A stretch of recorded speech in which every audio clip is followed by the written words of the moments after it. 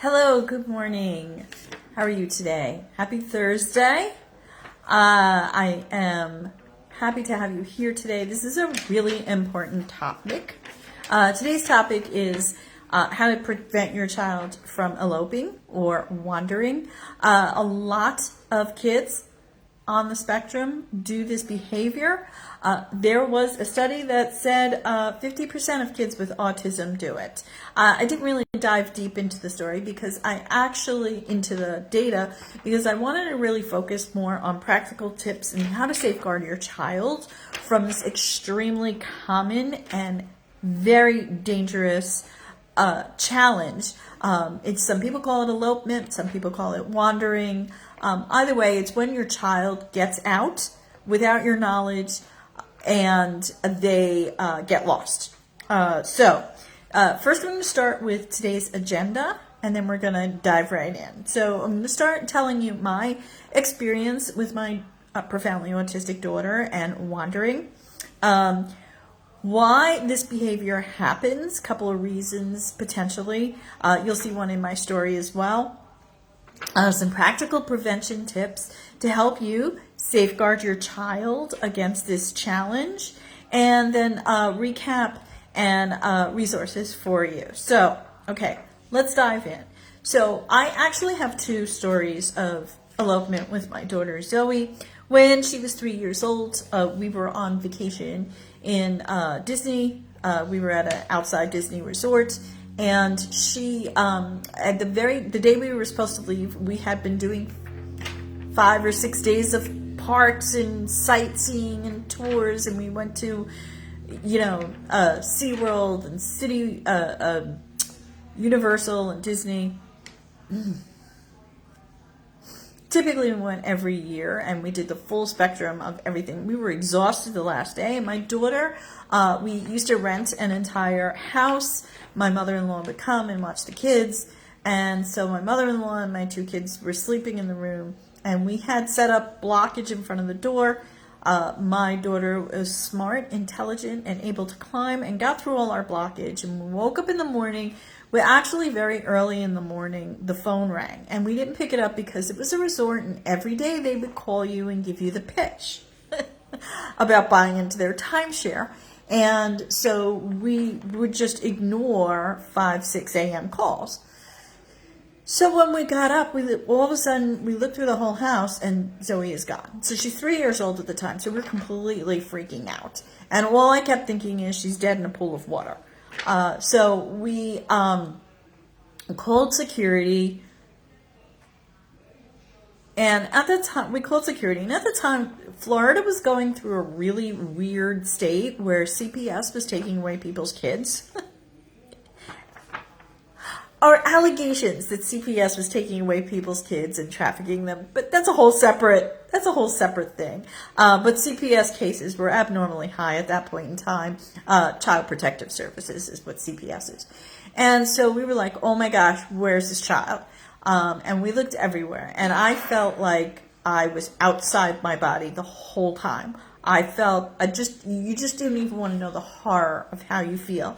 I didn't even feel like I was in reality.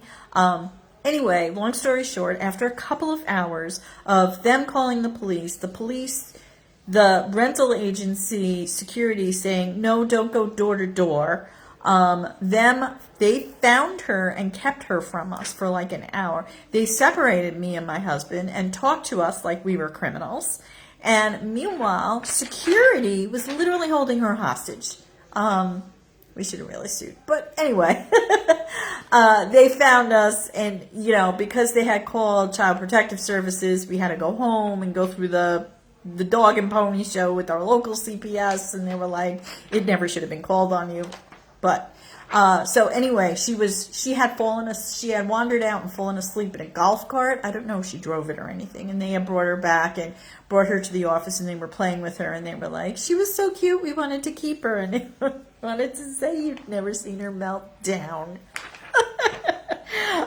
So that was terrifying.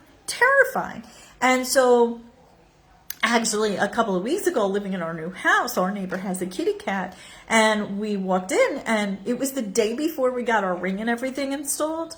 Zoe wasn't here. And we had to I was examining the back. We didn't have our fence up, I think, yet. No, we didn't have our fence up yet. And what happened was the police came. Our neighbor called the police. Our neighbor 2 doors over has an autistic child as well. And she has a cat, and Zoe is totally enamored of this cat. This cat lets you go right up to him and pick him up. And she brought him in the house one day, so she saw the cat, and she just left and took off after the cat. And, the cops came, and they know that we have an autistic child, so it's all good. I think the lady was a little disgruntled, that she thought we would be mad at her, and it was like, no, she seemed very upset that she had made the phone call but didn't know what else to do because she has an autistic child. But it was all fine. It was all fine. That is my story. It is frightening, and there are steps you can take to prevent it. Nothing, I hate to say this, but nothing in life is foolproof. The best protection for your child, in my opinion, is prayer. But I am going to tell you now, there are things you can do to help stop and slow and impede your child from getting away too soon, too far. So, okay, let's talk about why this happened. So obviously, as you can see with the story from my daughter, the second story anyway, she left because she saw something interesting and she was curious about the cat and she just followed the cat. Other reasons, that's one reason, one cause of elopement. But one of the big problems with elopement is that a lot of times our children who are profoundly autistic and maybe even level 1 and 2 autism is they don't have a proper sense of fear, right? We always think fear is such a negative thing, but fear actually developed in us to protect us from harm. It's a good thing to be afraid of something like walking onto the highway or getting in a pool if you don't know how to swim. Like those, or getting in the water if you know the riptides are seriously dangerous. There are things that it is good to be have a little bit of fear to keep you safe, right? You should be afraid of driving at 100 miles an hour, for example. That's just temptation to get in an accident. But our kids often do not have a proper sense of fear. They do not understand the whole, I am putting my life at risk, I'm in danger a lot of times. So that is a big problem with our kids. And there's any number of reasons why they leave their house. Like I said, it could be curiosity. It could be a little bit of an obsession, like there's a place they just like to go and they have to go now and they want to go now and they just going to get outside and going to figure out how the heck to walk to urban air or wherever. They might be overwhelmed. So they might be in your house and might not have a safe space, or you might be out. You might be in a resort, for example, and they might just have overwhelming reaction to the place. Maybe the lights are LED and the lights are triggering them and they just need to get out of that space. So that's another reason. These are all different reasons why kids elope, but I think the biggest contributor is they just don't even understand that they're putting themselves in danger. They're just following their instinct. I need to be somewhere else, or I want to be somewhere else, and just doing it and not understanding that you have those rules in place not to wander, because it could cause them harm. In fact, a big problem with a lot of the children who are profoundly on the spectrum wandering is that they drown. That was my number one fear when she was 3 years old, is that she was going to drown. So, especially since we were in a resort with a lot of pools. Fortunately, they locked the pools. The pools were not open yet at that point. So it was okay. But I felt like I died. I can't even imagine when I look at all these parents who are going through the missing for their child. This child who is, hi Angelica, this 12-year-old who's been lost for a week now.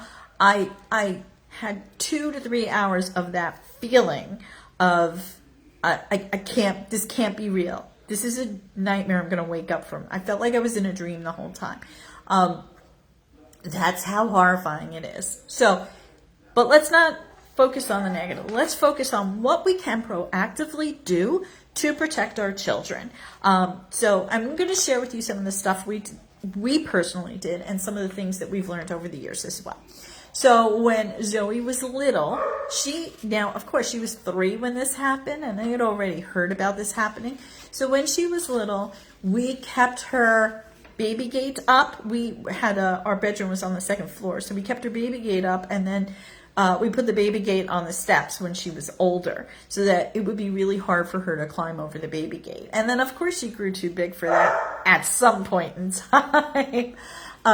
We had on the doors and windows, when we first built our house back in 2007, our house in Pennsylvania, we put in the I think ADT security system, and then after like a year, it was not in our budget, but the even though we didn't have the security service linked into the police department and the fire department, we still had the recordings on the windows and the doors. So if you open the windows and the doors in our house, forever until the day we moved, it would tell you, front door ajar, dining room window open. So that's another thing you can do. You can set that up even without you just need to make sure you have the device that gives you the message and the notification. You don't have to have the security system. You can get the security system for a month if it's not in your budget, and then make sure that those doors and windows are open. Of course, now there's a Ring. We don't have a Ring. We have the competitor to the Ring. When we moved in here, we installed it to make sure that we had video and stuff of Zoe and notification, and we have the full package now. They warned the police. They warned the fire department.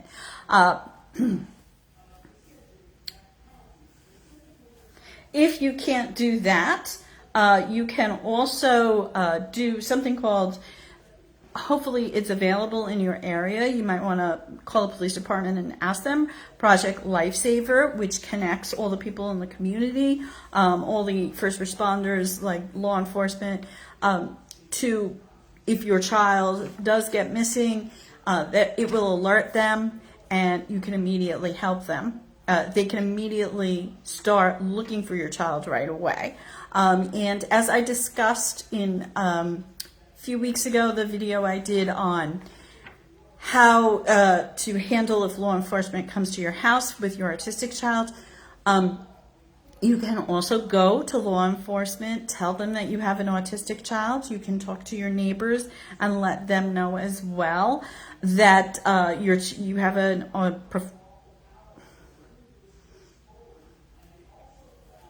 a child who is at risk of getting lost or wandering and doesn't really understand fear. So you can do that. You can also, you can secure, so one thing is you can secure your home.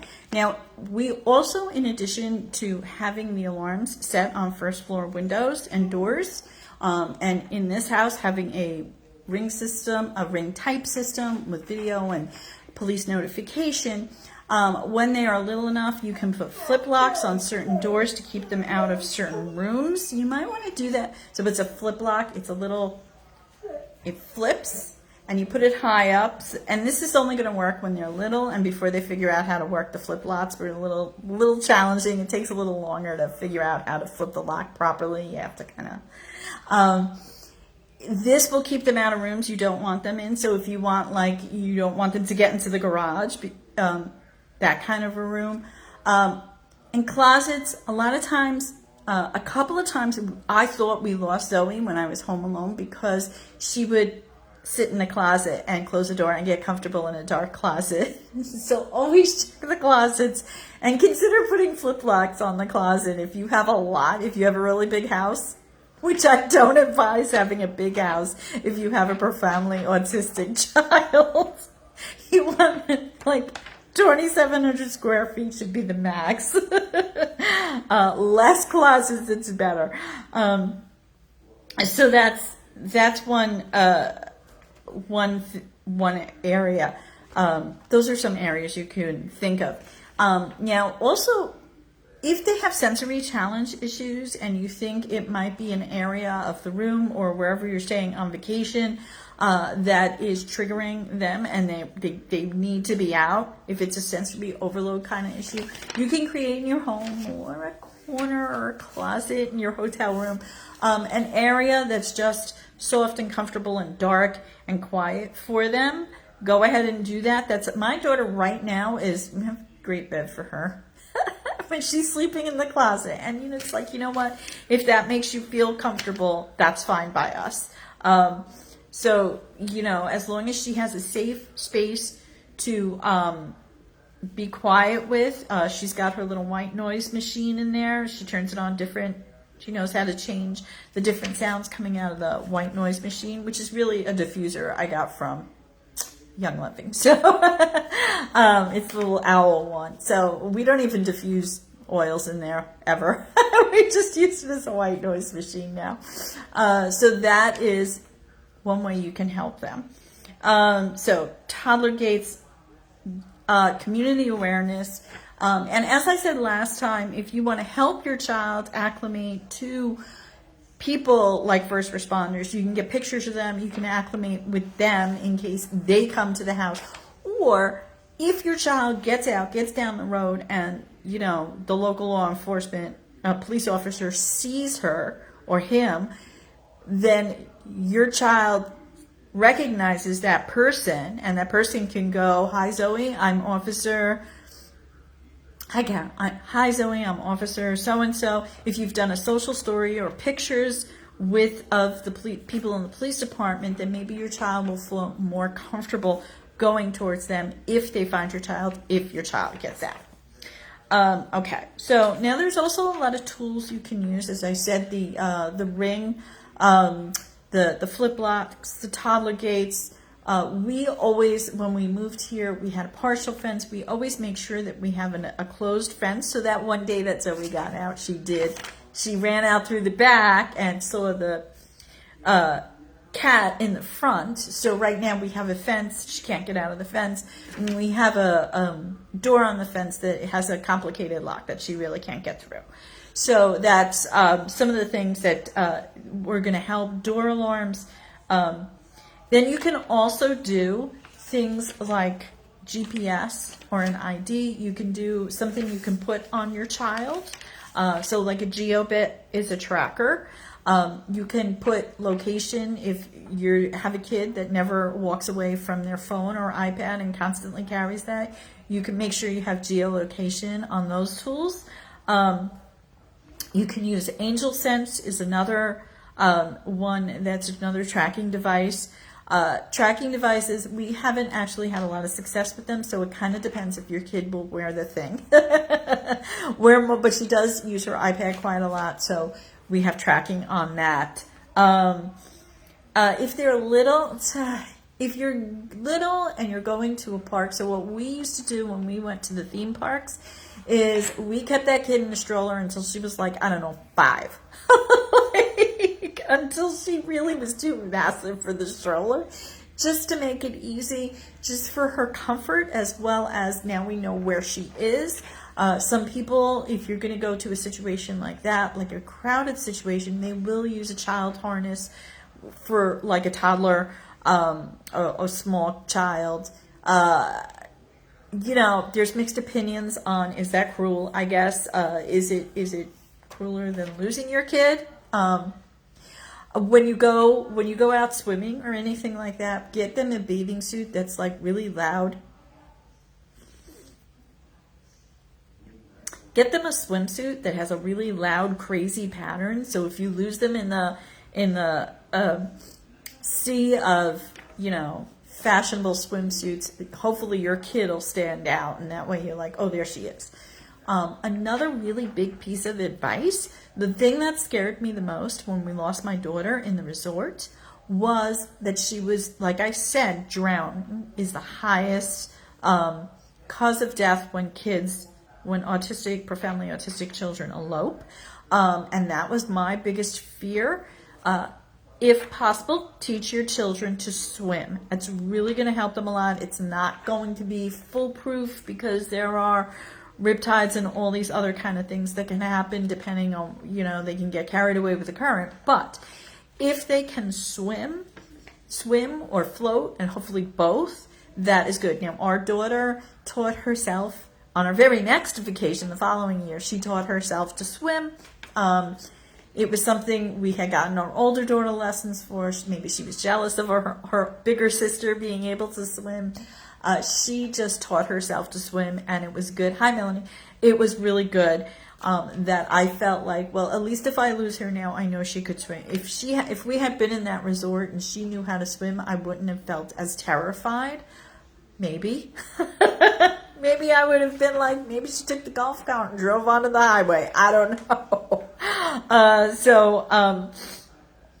Just know that there are things you can do. So, okay, tools, other resources you can use is National Autism Association, the NAA, has some tools for you. They have the Be Ready booklet, that's B-E-B, Ready, R-E-D-Y, booklet, that gives you all the tips and tricks you can use to help safeguard your child from wandering. And they also have something called the Big Red Safety Box. This is something that is, you have to apply for it and see if you qualify for it, but it will give you devices for your windows and tools like that to help you prevent your child from getting out and wandering. So that is pretty much the bulk of it. If anyone has questions, please let me know. It is a big concern. So again, just to recap, getting elopement is a big danger for our kids. It's something we have to constantly be aware of because our kids really don't have a proper sense of fear and endangerment. It's like, do you remember when you were like 16 and you were invincible? It's sort of like that, only more and all the time. When you were 16 and invincible, it's sort of like that, only it's more and it's all the time. It's very common, and you can take a layered approach to safeguarding your child. So in addition to this, of course, you can also teach them social stories. You could put big stop signs by the exits of your house to make sure they know, a stop hand or something like that. They know, don't go out without telling mom. You can obviously use all these tools and devices for when even if you instruct them, sometimes they will just be like, they cannot help it. They need to go chase that cat or whatever it is. They need to get out of this uncomfortable atmosphere. Oh, I forgot to tell you one big thing. This is what we always do in hotel rooms. We find the loudest, noisiest thing in the hotel room we can possibly find, and we put it in front of the door. So one time that was like a metal garbage pail, and then we put some stuff in it so it would make noise. A lot of times the hotel might come with a ironing board. If you lean that up against the door, that's a lot of noise, taking that down. So if you're in a hotel room, put something really noisy in front of the door so that you'll know that they're getting out. We actually, when my daughter escaped from the room, I might have said this, from the room when she was 3 years old at that resort in Orlando, we had double locked doors. We had put the dining room table in front of the door, and we had put something on top of the dining room table, and it was 5 a.m. when she left, and we were so tired. We just slept like the dead, and she got around all that stuff. So do be careful. Do be creative.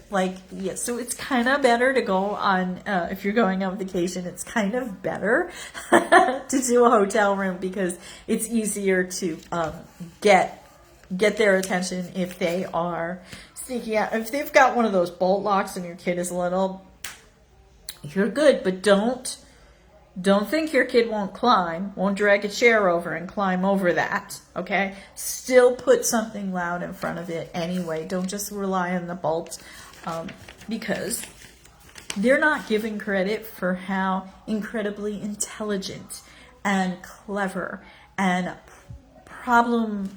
how they have great problem-solving abilities. Our autistic children are often underestimated in their ability to be creative and resourceful and get around a goal. This is